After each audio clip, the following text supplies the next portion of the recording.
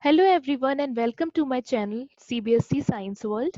Today we are going to discuss chapter 4 of class 6 science, that is sorting materials into groups.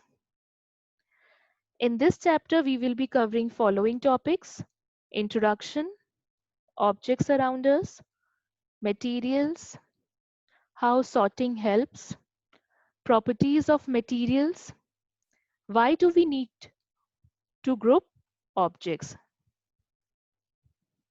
So when you look into your surroundings, you will be able to see so many objects like desk, chair, notebooks, pencil, toys, shoes, clothes, car, scooter, and many more. But what is an object? Object is something which can be seen or felt. All the objects, they are made up of one or more materials. All these objects have different shape, size, color, and uses. But what is a material? A material is a substance which is used for making different objects, for example, metal, plastic, wood, and paper. Cup is an object and glass is a material which can be used, and it can also be made up of paper or plastic. So the first one is a cup made up of glass. Second one is a plastic cup, whereas the third one is a paper cup. So in this case, glass, plastic, paper, they are the material and the cup is an object. Objects and the materials they are made of. For example, utensils. Utensils, they are made up of paper also, plastic also, steel and glass. Clothes, they are made up of different types of fabrics we have already discussed in the last video, that is cotton, silk, nylon, and woolen clothes. Table and chair, they are made up of wood, plastic, and metal, whereas the outer covering of pen, it is made up of metal as well as plastic. Different objects that are made from the same material. For example, wood is a material which can be used to make so many objects like chair, table, door, boat. Similarly, paper is a material which can be used to make notebooks, magazines, newspapers, and calendars. Leather can be used to make leather shoes, belts, jackets, bags, whereas plastic can be used to make cups, table, chair, pipes, and buckets. Glass can be used to make containers, bottles, test tubes, and mirrors. So let's conclude some points. We group objects in different ways. The process of sorting or grouping objects according to some basis is called classification.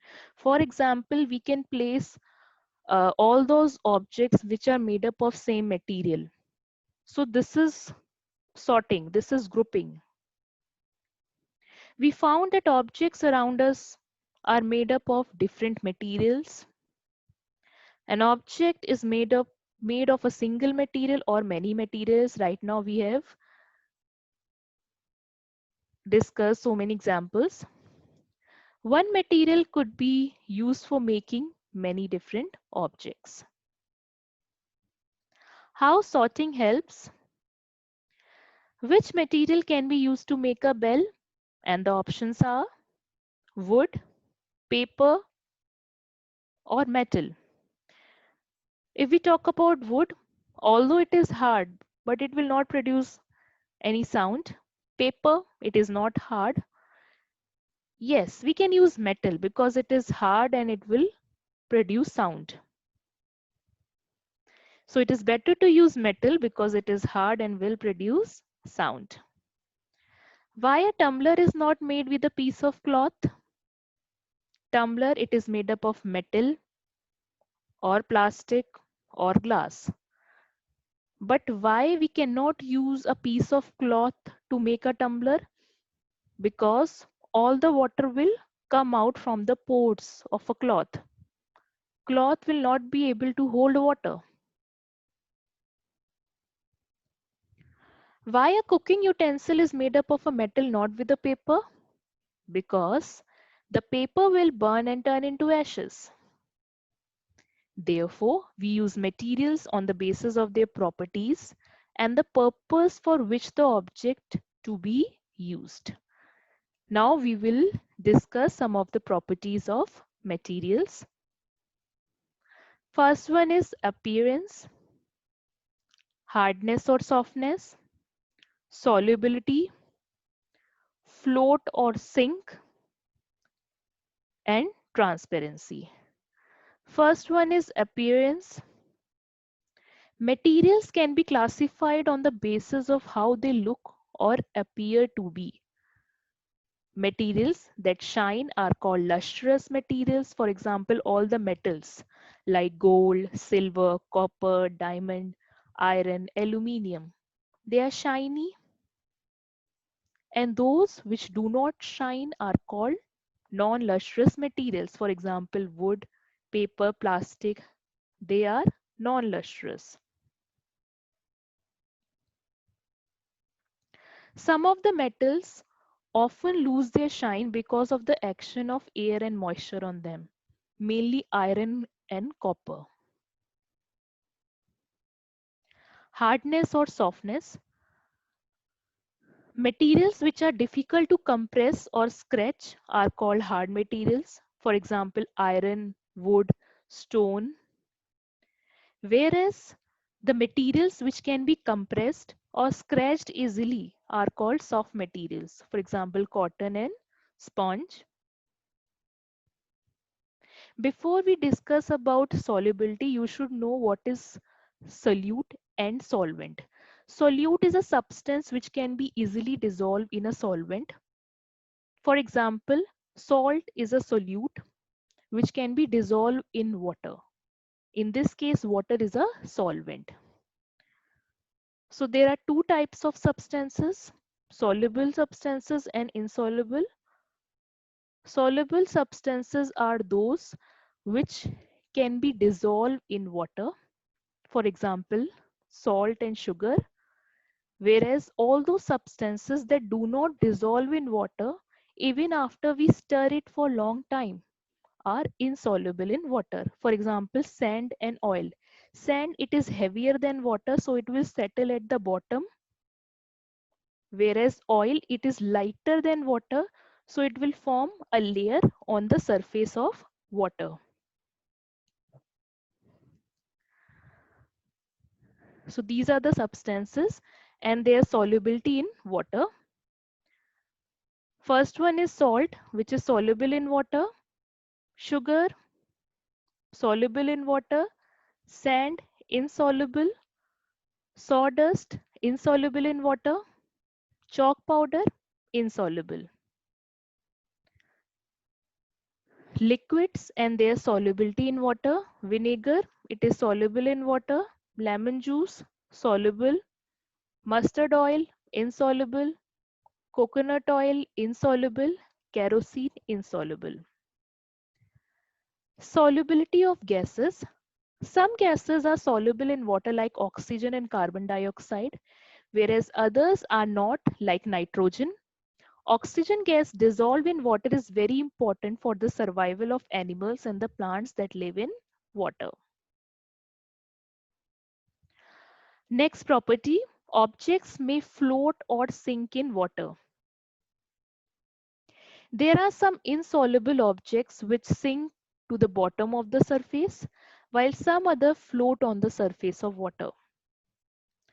Objects which are heavier than water sink in water. For example, sand, it is heavier than water, so it will settle down at the bottom. Whereas the objects which are not heavier than water floats on water. Objects that floats in water are dry leaves, plastic ball, cork. Cork, it is a piece of wood.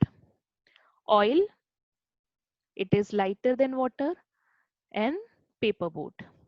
Objects that sinks in water are metal coins, metal keys, stone, sand.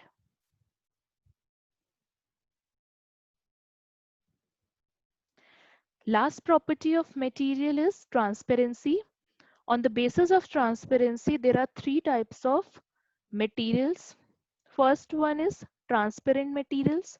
Materials through which things can be seen are called transparent materials. For example, glass, water, air, and some of the plastics.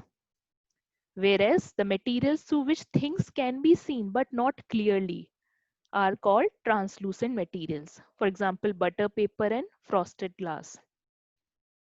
Whereas the materials through which things cannot be seen are called opaque materials. For example, wood, cardboard, plastics, and metals. So in this case, this first one is transparent material, second one is translucent, through which things can be seen but not clearly. Whereas in opaque, things cannot be seen at all. So these are some of the transparent materials.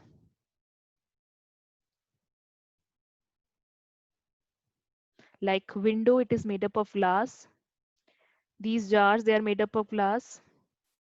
Cellophane sheet, it is a transparent material only.